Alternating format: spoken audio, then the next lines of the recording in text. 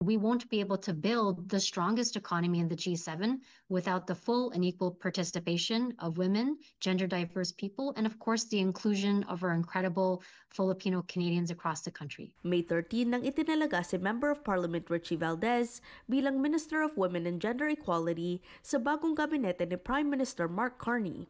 Si Valdez din ang Secretary of State ng Small Business and Tourism, mga papel na ikinatuwa niya dahil sa oportunidad na suportahan ang mga komunidad na mahalaga sa kanya. Women and gender diverse people make up half the population of Canada, and I think the opportunity that we have here is really unlocking their full participation in the economy. And it isn't just the right thing to do, it's certainly the smart thing and strategic thing to do from an economic perspective. And with the portfolio that I also continue to carry, which is advocating for small businesses, we know, Keisha, that small businesses are the backbone of our economy and our communities. And my focus is really ensuring that they have the tools, the support, and conditions they need to grow. Bilang unang Filipina-Canadian na nahalal sa Parliament, malapit din sa puso niya ang pag-angat ng mga underrepresented voices. Kamakailan, naging bahagi si Valdez sa pagtaas ng Pride flag sa Parliament Hill. Dito, inanunsyo niya ang suporta ng gobyerno para gawing mas ligtas ang mga Pride parades ngayong Pride Month. During the flag raising, I was able to share that our new government is going to deliver $1.5 million to help support the community, especially that this June is also Pride season, and it's a season where there's going to be many Pride celebrations happening across this country.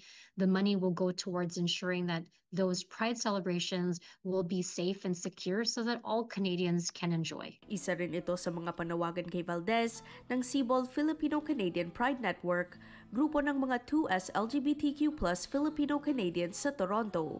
Bagamat naiintindihan daw nila na tungkulin ng municipal at provincial government ang kanilang mga panawagan, nais pa rin nilang iparating sa Pinay Canadian Minister na ang kahalagahan ng pagkakaroon ng dagdag na pondo para sa mga community support services tulad ng culturally relevant mental health supports and resources. There's also HIV or sexual health awareness and anti-discrimination training. So all of these programs would need funding from the government.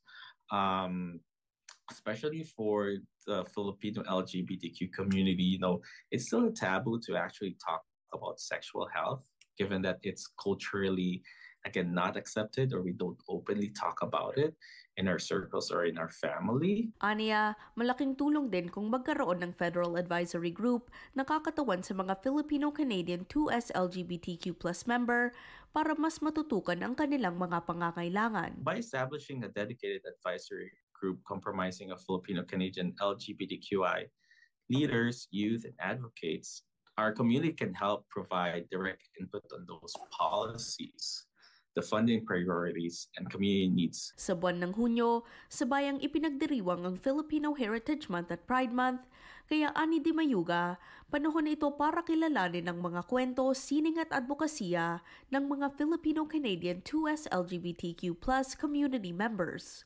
Mga bagay aniya na makakatulong sa patuloy na pagtanggap at pagsuporta ng kanilang komunidad. Keisha Balatbat, Omni News, Toronto.